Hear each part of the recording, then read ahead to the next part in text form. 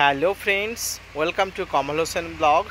Friends, আজকের আলোচনা বিষয় গাছের ফলন বৃদ্ধি করার জন্য কিভাবে পরিচর্যা করতে হয়, অর্থাৎ টবের গাছে 10 গুণ ফলন বৃদ্ধির জন্য বিশেষ এক পদ্ধতি নিয়ে আজকে আমি আলোচনা করব।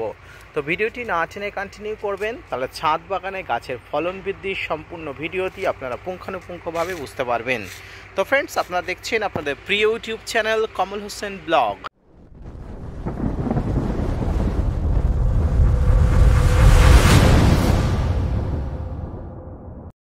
ফ্রেন্ডস, টবে যখন গাছ বসানো হয় তখন সমস্ত ধরনের খাবার দিয়ে একটা গাছকে খুব সুন্দরভাবে প্রতিস্থাপন করা হয়।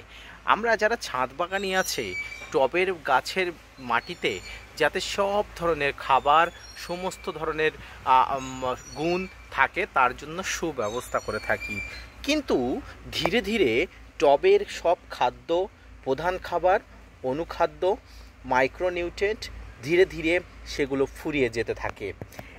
সাধারণত লেবু গাছে 4-5 বার খাবার দিতে হয় বছরে।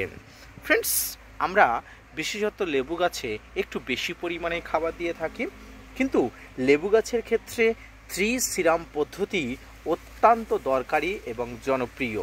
আপনি যদি আপনার লেবু গাছের অর্থাৎ টবের গাছের সমস্ত গাছগুলোকে 3 সিরাম পদ্ধতিতে চাষ করেন তাহলে খুব ভালো ফলন, পাশাপাশি খুব ভালো ফল পেতে পারেন। 3 সিরাম অর্থাৎ ক্যালসিয়াম, ম্যাগনেসিয়াম এবং পটাশিয়াম। ফ্রেন্ডস, ক্যালসিয়াম এবং এর উপযুক্ত হলো হাড় গুঁড়ো। বাংলাদেশি বন্ধুরা এই ক্যালসিয়ামের পরিবর্তে অর্থাৎ হাড় গুঁড়োর পরিবর্তে জিপসাম ব্যবহার করতে পারেন। ফ্রেন্ডস, এরপর আসি পটাশিয়াম। পটাশিয়াম ফলের মিষ্টতা বাড়াতে এবং ফলের সাইজ বাড়াতে খুব ভালো কাজ করে। ফ্রেন্ডস, এক্ষেত্রে 0050 অর্থাৎ সালফেট অফ পটাশ, যেটাকে আমরা সাদা পটাশ বলে জানি, 3 থেকে 5 গ্রাম আপনার গাছে পর্যাপ্ত পরিমাণ টবের জন্য দেওয়া উচিত।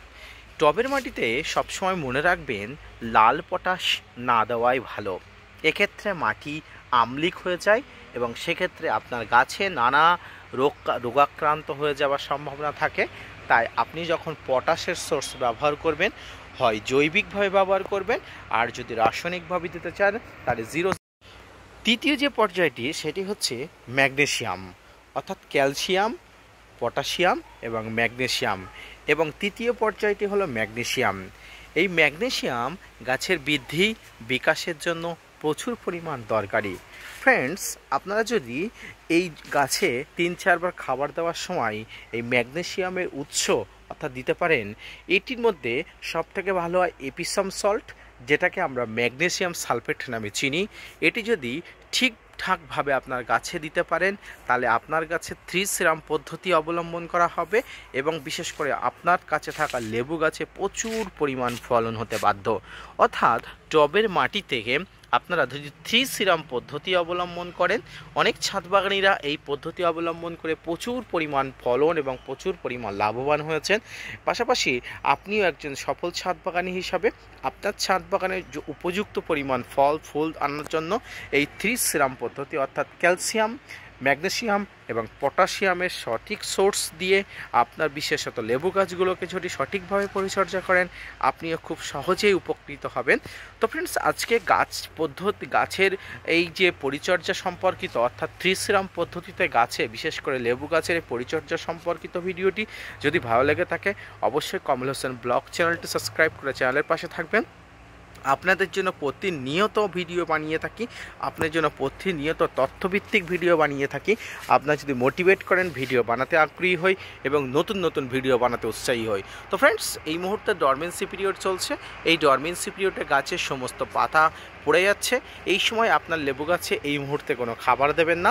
আপনার লেবু গাছে ফুল আসার পরে, গুটি সেট হয়ে যাওয়ার পরে আপনারা একবার 3 সিরাম পদ্ধতি অর্থাৎ ক্যালসিয়াম, পটাশিয়াম এবং ম্যাগনেসিয়ামের যে খাবারগুলো বললাম সেই খাবারগুলো পর্যায়ক্রমিক দিতে থাকবেন।